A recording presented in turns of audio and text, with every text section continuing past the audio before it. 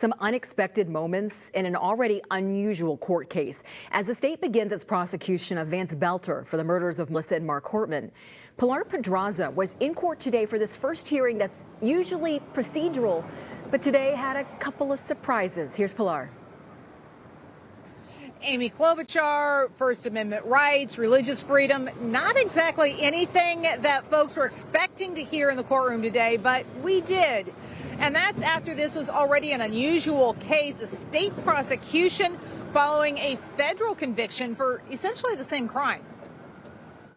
It is unusual that that step is taken. Sometimes we see it when there's an acquittal in one jurisdiction, the other one will pick it up. Mark Osler, a law professor at the University of St. Thomas, is talking about Vance Boelter's return to court Monday to face state charges for the shooting deaths of Speaker Emerita Melissa Hortman and her husband Mark. We've seen some very strange things in the last 10 years in terms of clemency. This would ensure security for that.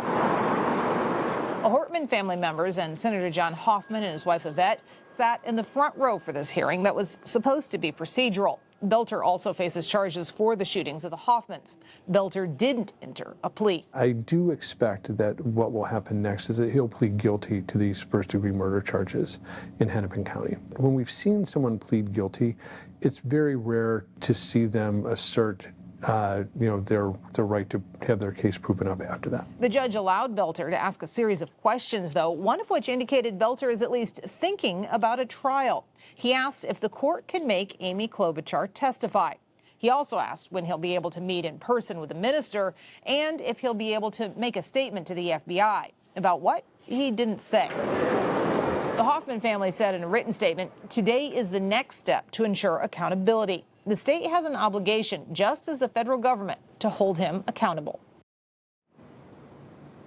And Boelter will be back in court September 2nd. At that point, we should get his plea to these new state charges.